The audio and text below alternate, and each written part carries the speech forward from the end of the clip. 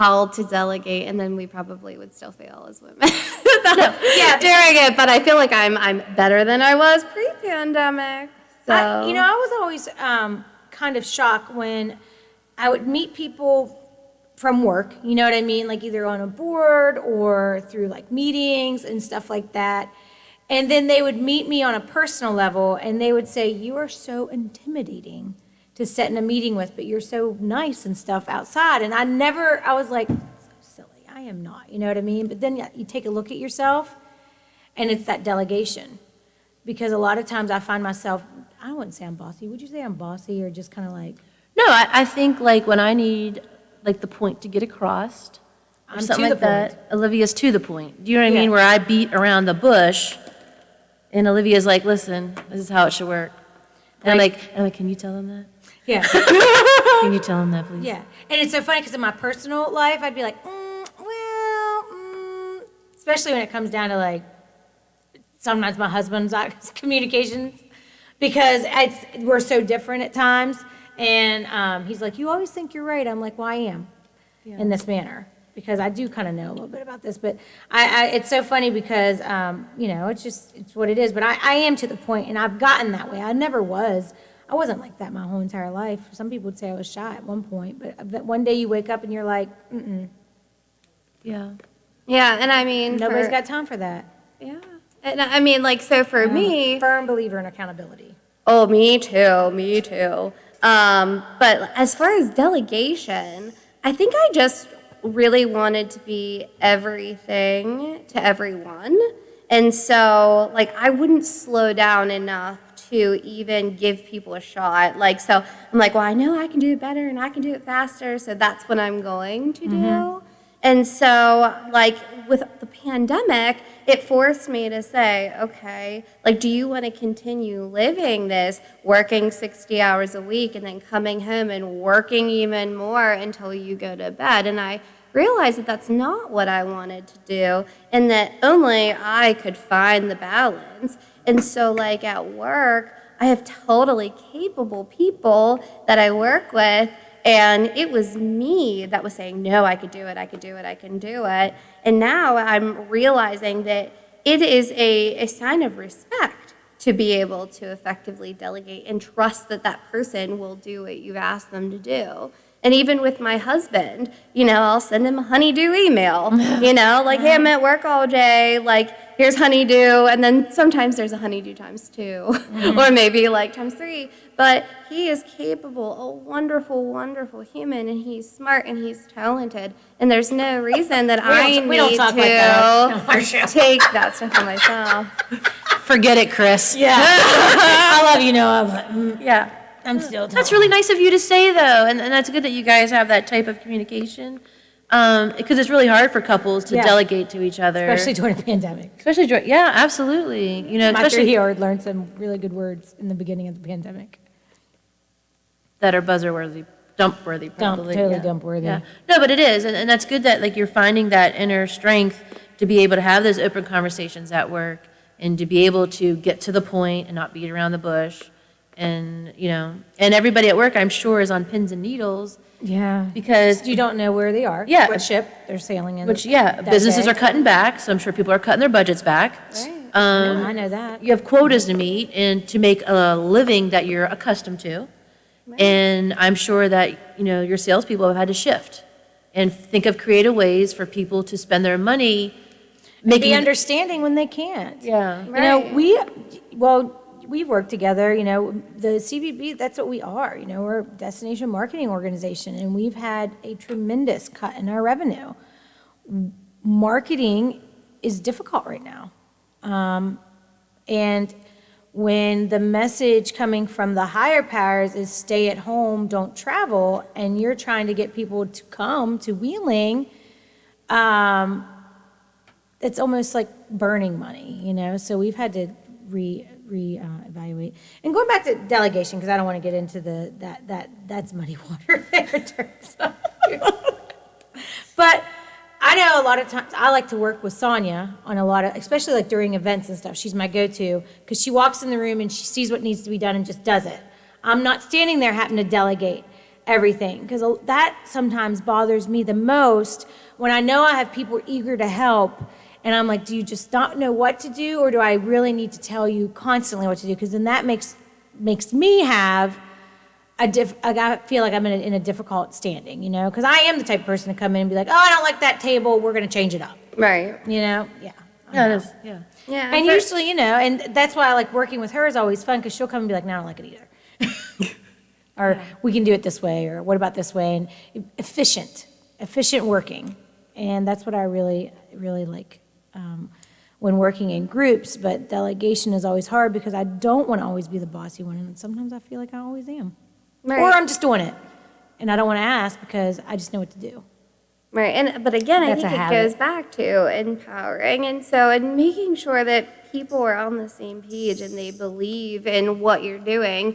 So at WTRF, our focus has been the way we've been pivoting is because the world is changing so quickly, we're doing things that are topical to not only get advertising dollars, but also to help out because we have a loud megaphone at WTRF. So the things that we're working on now is like we're doing a we're hiring page, and anybody can go to WTRF.com, any small business, and post their jobs for free. And then if a business wants premium placement, they can buy that, but like that's our way. Or like we're gonna do a big focus on buying local, because I think sometimes we forget how far those dollars will go for these small businesses. And if we want them to be here whenever this all is behind us, we have to support them now. And any small business can go to WTRF.com for free and list what services they're offering now. So that's like our way. And where before I would come up with these ideas because I'm always the idea person. My brain never, ever rests or sleeps.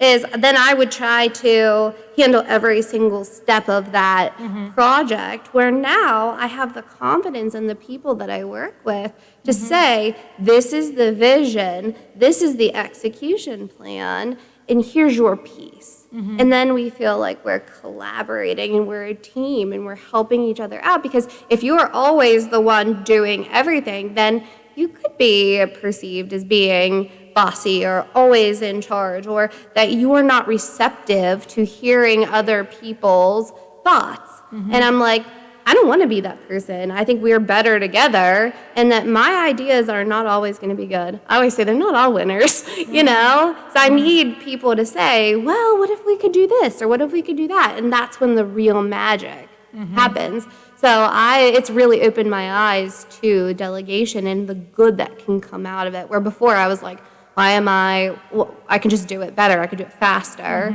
But then your tank is empty. Yeah. I'm kind of in that in-between mode still, always.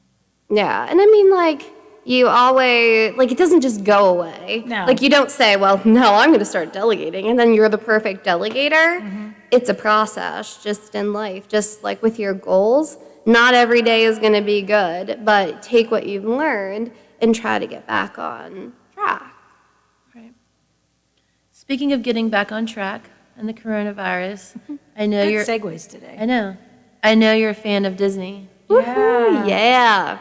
Disney diehard right here. Yeah. What are you thinking? Oh my gosh.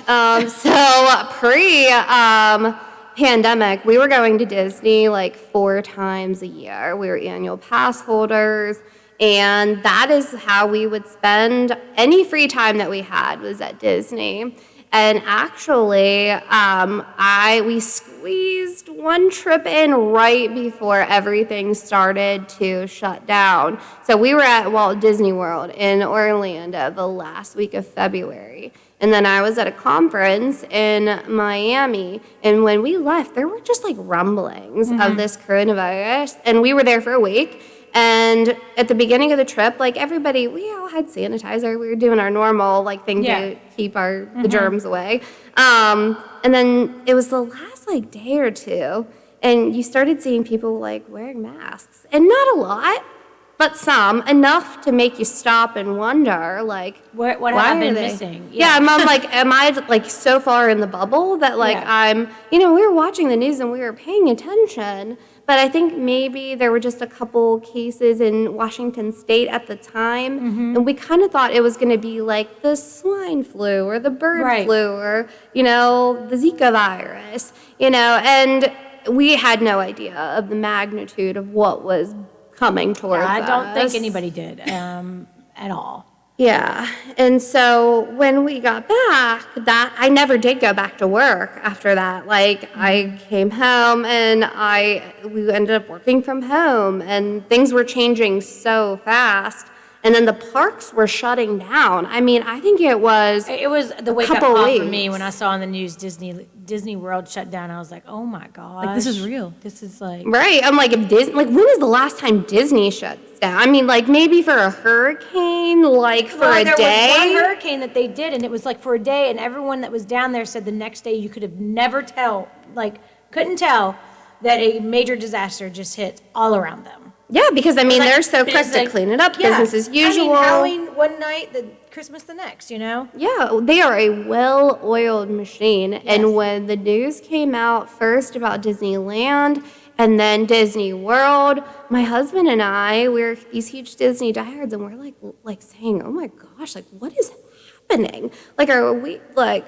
So we have been keeping a very, very watchful eye on what's going on at Walt Disney World. Right now, they're open back up. I believe they're still operating at 25% capacity.